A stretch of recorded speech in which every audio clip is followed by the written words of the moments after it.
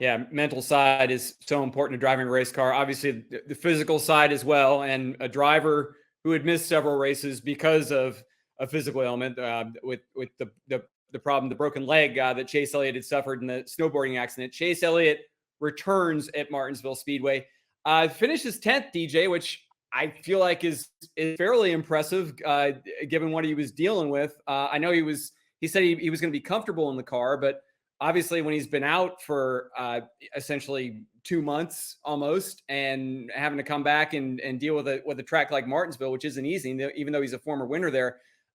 What did you see in Chase Elliott in the race that he ran at Martinsville, and where do you think he might have trouble going forward? What other tracks, I guess, might be on his radar screen as he continues to heal from the leg?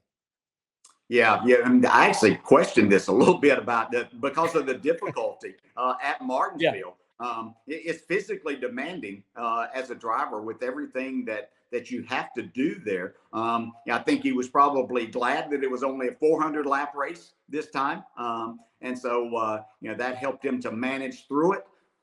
He did a great job. They finally got his car right. And I saw his comments after it, because up until the last 100 laps of the race, he wasn't very impressive. You weren't seeing anything. But when you haven't been in the car and you haven't been competing, it's tough to jump back in. Everybody gets a little more of an advantage. They've been doing this. And so makes it hard to jump in there, especially at a difficult racetrack. But they got this car the best, and he drove his way up into a top 10 finish. So that was impressive. I know that, and generally we don't talk about a top 10 being impressive for Chase Elliott and his race team, but I think in this instance it was.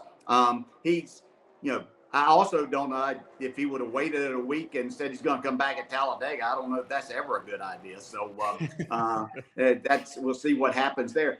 Physically, it's not going to be a tough race for him.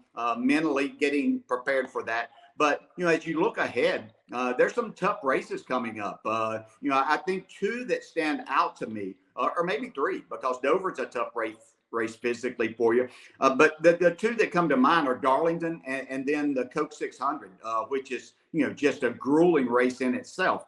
So I think those are going to be ones that he might have some difficulty with. Obviously, when we get back to road course racing, I think, that could be a little bit of an issue, but hopefully he's fully healed and everything by that time. And when you look at what takes place inside the race car from that. But, I admire him for getting back at it. And it really was a job well done for him.